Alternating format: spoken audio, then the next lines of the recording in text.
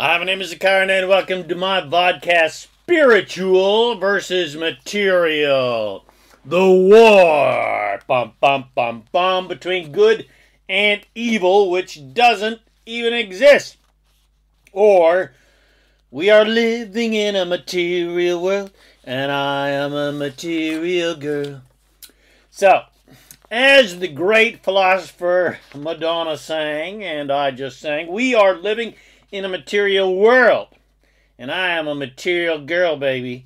And some people fully embrace this material world, while others, with a more, quote, spiritual basis, tend to reject this material world, or at least have certain issues with the aspects of this material world, such as the classic examples of money and sex. These people often believe in some mythical war between good and evil and equate this war as some sort of deep separation between the physical world and the spiritual world, or the world of sin and temptation and the world of purity, or the world of human and the world of God, so to speak. To most people, what they call God is very much separate to them and superior in pretty much every way, and we're like faulty peasants to this, quote, spiritual gentry. And there has always been a deep expanse of separation between money, and especially large amounts of money in riches and wealth, as well as a complete misunderstanding and separation between physical and spiritual in the field of sex and success, but especially sex, especially in the religious world. And many religious type people say that wealth is greed and we should not desire money and wealth because it is somehow evil and not spiritual, and only certain types of sex are spiritual, and certainly not spiritual, and in general not spiritual enough for the clergy, which implies that if you really want to be, quote, spiritual and connect to God, so to speak, you must reject sex entirely and take a vow of celibacy, which does not sound like any fun to me. But as we have seen throughout history, especially with the Catholic Church, that strategy has been an epic failure. How can something that feels so freaking good possibly be wrong in any way? It makes zero sense. It's completely illogical. How can something that feels so good, that makes completely new, miraculous life, nonetheless, be bad? It can't be. It couldn't possibly be. That is just complete and utter bullshit that some idiot fuckwit made up. And the fact of the matter is that not only are money, wealth, and riches, and sex all very, very spiritual, everything else, good or bad, is also spiritual. Everything is spiritual. Every single thing in the material world, including all of the things that our material girl loves, are spiritual in nature. So Madonna had it right, baby. Everything in the material world was dreamed of first by spirit before it came to exist in physical reality.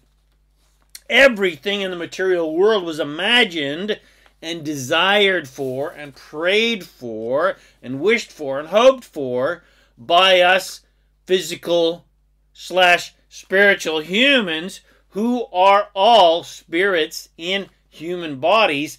And then these desires were created. They were manifested in vibrational reality by who we truly are as spirits, as source, as our source selves, into a spiritual reality, into vibrational reality, before they became physical realities when we got into a vibrational match to them, including money, riches, wealth, and every single aspect of that blissful, lovely ecstatic, sensual experience that we love to do, getting jiggy, baby. In fact, the material world is the leading edge, the forefront, the tippy top point, the outer leading edge of spirit. And this material and physical is the spiritual leading edge that literally expands the entire universe. It is the leading edge of evolution. So everything we do in the physical reality, no matter how trivial, but especially our desires for improvement, are literally expanding this planet, evolving this planet, and expanding the universe. The physical material world and our manifested desires of improvement are the leading edge of spirit, of source, of God, Goddess, all that is. And without this materialistic world of contrasts, of unwanted and unwanted things, there would be no evolution. There'd be no expansion, no growth, no immortality, no infinity. Without physical, material reality, all life would cease to exist, which means there would be no spirit or spiritual existence. And people who reject any aspect of the physical world are sabotaging their own joy, well-being, and prosperity and connection to spirit, and sabotaging their desire, what they want the most on the planet, which is the connection to spirit, to God's source, by essentially rejecting something that really ultimately is God.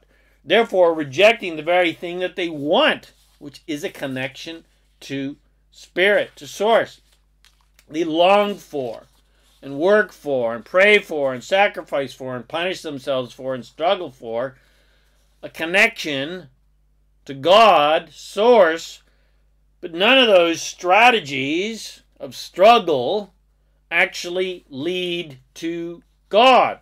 You can't struggle and sacrifice your way to source, because God's source doesn't want your struggle and sacrifice. Source doesn't need you to prove your worth by how much you've struggled and sacrificed. Your worth is not in question, never has been in question, because you are perfect just how you are, and you've always been perfect ever since you were first created, and you are divine, and you are fabulous just how you are, and you are God source just how you are. You don't have to try to achieve divinity. You are divinity. We are physical extensions of spirit, of source, of God, whatever you want to call it. And what we do in this physical reality, that is God's source expressing itself through us,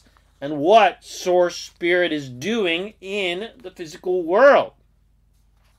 So, if you reject anything in the physical world, you are rejecting an extension of God's source. You're rejecting what source is spiritually doing in physical reality. Basically, your physical life is the life that you, as spirit, as source, as God, is living. There is no separation between the spiritual and material worlds. None whatsoever. You are spirit's creation. So how could there be a separation between you and spirit, or you and God? Every single aspect of life on earth is source's creation, and is spirit expressing itself in physical reality. So it is a completely faulty, farcical strategy to reject anything in the material world as some sort of strategy to create some sort of spiritual connection, because in case you haven't noticed it yet, you are a physical being, and rejecting anything physical is rejecting the spiritual essence, the God source essence of that physical expression. By rejecting anything physical, you're rejecting spirit, you're rejecting God, very simply. I mean, I understand why you're doing it, though. It's because you faultily believe the childish Grimm's fairy tale that You were taught by society that God created evil or some anti-God created evil, but that is just stupid and ignorant and childish and uneducated and unenlightened Neanderthalic thinking. There is no such thing as a force of evil or darkness that was created by some anti-God that is at war with heaven and the angels. The concept of a war between good and evil and a war between God and Lucifer, hey, that makes for great fireside horror stories and great movies and great books, especially the fabulously funny movie Little Nicky with Adam Sandler. But nevertheless, it's just childish, ignorant nonsense. It's all just stories created by humans to try to explain their pain that they felt from feeling separate from God. Humans came up with the ludicrous concept of evil because they felt separate from God and spirit because of their limited fear-based thinking. Because when you have limited fear-based thinking, that separates you from God. They rationalize that they must somehow be sinful and faulty, or that they have been cast out of heaven and therefore must earn or learn their way back into God's favor. And they rationalized that God must be separate from them and must be a judgmental, insecure, controlling overlord that demands our never-ending worship. But again, that is all extremely misguided, childish nonsense. Again, I understand why people decided to do it, because, you know, when you're sort of worshiping God, it does feel good because you are focusing on something good. Anytime you focus on something good, you feel good.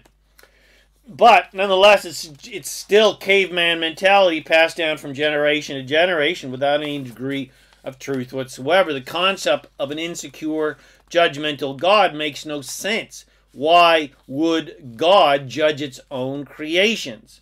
That makes no sense. We were supposed, even in the Bible, the basic, terminology that they use is we were made in God's image. Well, why would God judge things that He's made in His own image? Doesn't make any sense. Like, why is Chewbacca from Endor, where there's these little tiny Ewoks live? I mean, it doesn't make any sense. Why would Source create creations and express itself through these creations and then judge its own creation through those creations? It makes no sense whatsoever. But it makes sense if you believe that you are solely a physical being with no spiritual connection to God and to Source, and you must act in certain ways to somehow recreate that connection. Hence why humans created commandments and moral and supposed spiritual rules and regulations as a futile way to somehow manipulate their behavior to somehow be good and earn gold stars from the great white-bearded punishing father figure, aka God. But God, Source, is not some insecure, jealous, judgmental, conditionally loving overlord. Source is we, and we are unconditionally loving, not conditionally loving. Source loves us without any conditions. No matter what you do, Source always loves you. We are this spirit, this Source, this God expressing itself through us. And nothing and no one is separate in any way from God's Source. Nothing and no one is evil or bad or wrong or unspiritual, and nothing that anyone has done or is doing or ever could do is ever judged as being wrong, bad, or evil or unspiritual in nature by Source. Nothing and no one is separate from Source. Everything and everyone is spiritual and divine in nature. Essentially, everything and everyone is God, Source, Spirit in a physical material body. No exceptions. The concept of good and evil and the idea of there being a dark side and a prince of darkness makes great movies again, but it's completely ignorant, childish nonsense. And to be honest, I'm really tired of talking about it because it's such Neanderthalic thinking. It is such dinosaur caveman mentality that it just seems ludicrous to me. in this 21st century of this completely vast availability of alternative spiritual teachings available on the internet and from the zillions of books that you can get for next to nothing, that anyone still actually believes such dark age thinking. It is absolutely amazing to me. But nonetheless, people still cling to those old beliefs like security blankets because it's easier to believe in their disempowerment and lack and faultiness and their supposed sinful nature than to believe that they are fully divine and 100% empowered to create whatever they want and are perfect in every way, and that everyone is in fact gods and goddesses in human bodies and can do no wrong and can't be judged, etc., and don't need to prove their worth, etc. The faulty premise that we are sinful in nature seems more logical and comfortable and believable than we are perfectly divine in nature. And if you believe otherwise, well, your tribe will cast you out of the cave and you'll get eaten by the saber-toothed tiger. So it's safer to just toe the party line. It's safer to just keep your head down and do as you're told and believe how they tell you to believe. Well, as you can imagine, that is something that I have never, ever done. I've questioned every order, every given, everything that they've told me I should believe. As a child, I even used to get thrown out of Sunday school for questioning the teacher and asking Sheldon-like questions of the clergy that they basically refused to answer and could not answer without questioning their own fragile spiritual religious beliefs. And that is a key statement because beliefs are just thoughts that you keep thinking. And if a belief really is a lie, but you believe it anyway because that is what you are told to believe, and you keep practicing that thought over and over again, which builds it into a belief. Well, anyway, regardless, that belief is standing on pretty shaky ground. It is built on sand, not bedrock. It's built on lies, not truth. And that is why people must band together in gangs and religions and parties and nationalistic ideologies, because their beliefs are fragile and must be constantly reinforced to maintain their fragile structure. It's the same reason tyrannical rulers must impose sanctions and mandates and impose unreasonable control and violence and aggression upon the people to try to maintain its very fragile ideologies and beliefs through physical, getting people to just submit so they don't get punished. But these regimes always crumble because they have no foundation that is built upon anything real and true and divine. And everyone has absolute equal power to create whatever they want. And you don't need anyone else to, to believe the same way that you do to help you create what you want. And now you have a very deep foundation dug deep into the bedrock, and nothing can topple over your joy and happiness and well-being and abundance and confidence and your divine knowing of who and what you truly are. Nothing can destroy your satisfaction and fulfillment because your beliefs are real and you have no beliefs that are contrary to what Source knows. When your focus is upon bad things and bad people and things that you don't like and don't want, and your focus is on guilt and shame or fear or judgment or lack, etc., your current perspective is contrary to Source. You're thinking in limited ways that Source never thinks. So you will feel separate from Source, and then the belief that you are separate from God and the idea that certain things in the material world must be evil or non-spiritual and must be separate from God, and that you must steer clear of these things like wealth or sex seems logical and real and true. But Source never ever thinks about separation or fear or lack or limitation or bad or evil or about shame or guilt, etc.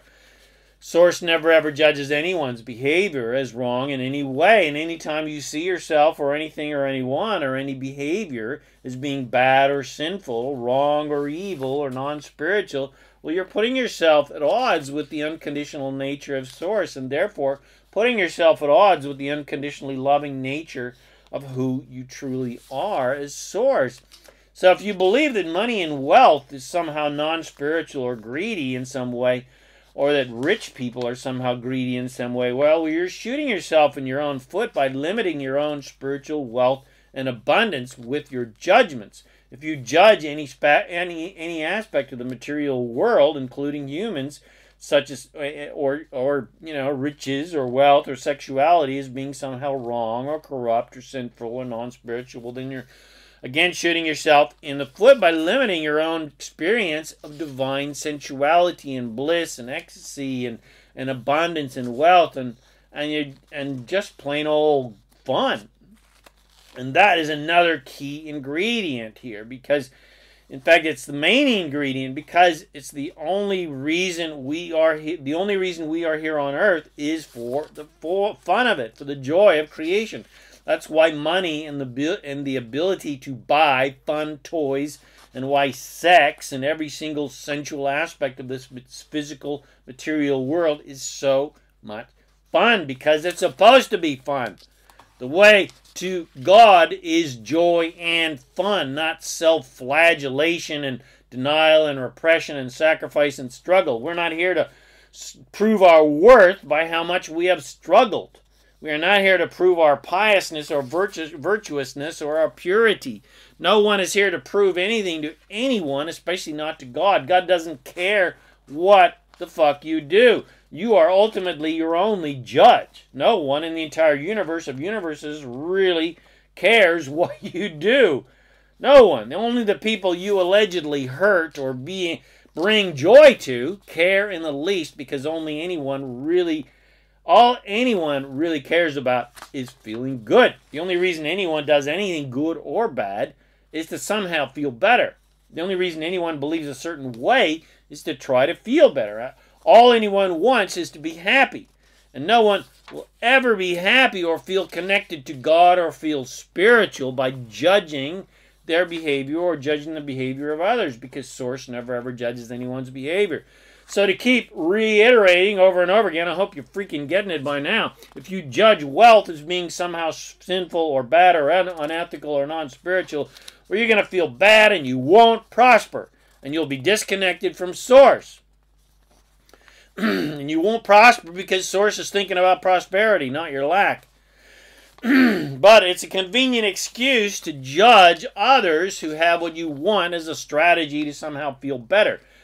And it works to some degree, temporarily at least, but doesn't work in the long term, because if you feel lackful and powerless to generate wealth for yourself, and so you channel anger and aggression towards those, wealthy people who have what you want, or towards the general experience of wealth, well, you'll feel better briefly, because anger feels better than powerlessness, and revenge feels better than depression. Resistant aggression gives you a temporary feeling of empowerment, because you're fighting back, so to speak, against what you hate, which isn't, what you really hate isn't wealth and riches. What you hate is your lack of wealth. But ultimately, again, it doesn't work. You're just envious, and so you justify your anger and your judgment to assuage your feelings of lack. People really need to really get over your love-hate relationship with money and sex and relationship, because you're only sabotaging your own success, happiness, well-being, and prosperity, and sabotaging your connection to Source. So if you want to live a truly happy, prosperous, and fulfilling life, then the only way to do that is to see absolutely everything as spiritual and divine in nature. You got to see everything and everyone as divine and as God and as Source, and see everything and everyone as perfect just how they are. You must feel for and think like Source thinks and feels, like God thinks and feels. If you're judging a person or situation, ask yourself, what does my Source think about this person or situation?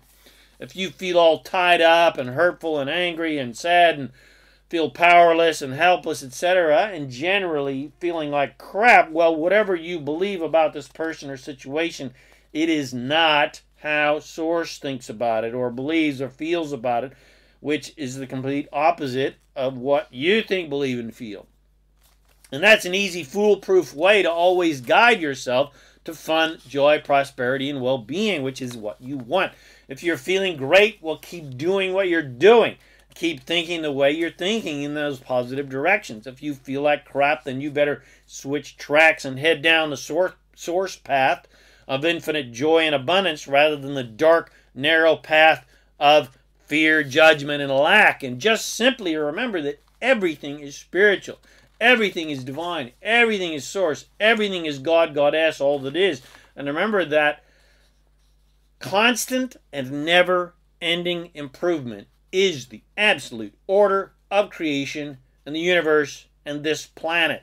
And everything is temporary, and everything unwanted will eventually fade away and make room for the improvement that you desire, because we are desire beings. We are creators creating constant and never-ending improvement with our every dream and desire. And just expect that constant, never-ending improvement in your life. Just expect it, and you will create non-stop love, well-being, prosperity, joy, and fulfillment in your life every day. And just focus not upon unwanted things, but appreciate those unwanted things because they have inspired your desires for improvement, and they are merely launching pads supporting your infinite rockets of never-ending improvement. They're creating that never-ending improvement in every single aspect of your life. And simply, finally, focus on what you want rather than what you don't want. And your life will be a non-stop, ecstatic, joyful, loving, abundant, exciting, magical, fun, and adventurous life. I hope you enjoyed this podcast. If you did, share it with your friends. Bless them with these amazing teachings. Come visit me at ZaKaiRan.com for more self-empowering goodies to help you create whatever you want. My name is ZaKaiRan, and I help success-minded people create the happy, abundant lifestyle you want and love. Thanks again for watching this video or watching this podcast, and I wish you immense joy and abundance on your magnificent journey of divine creation. And remember to make life a holiday. Woo-hoo!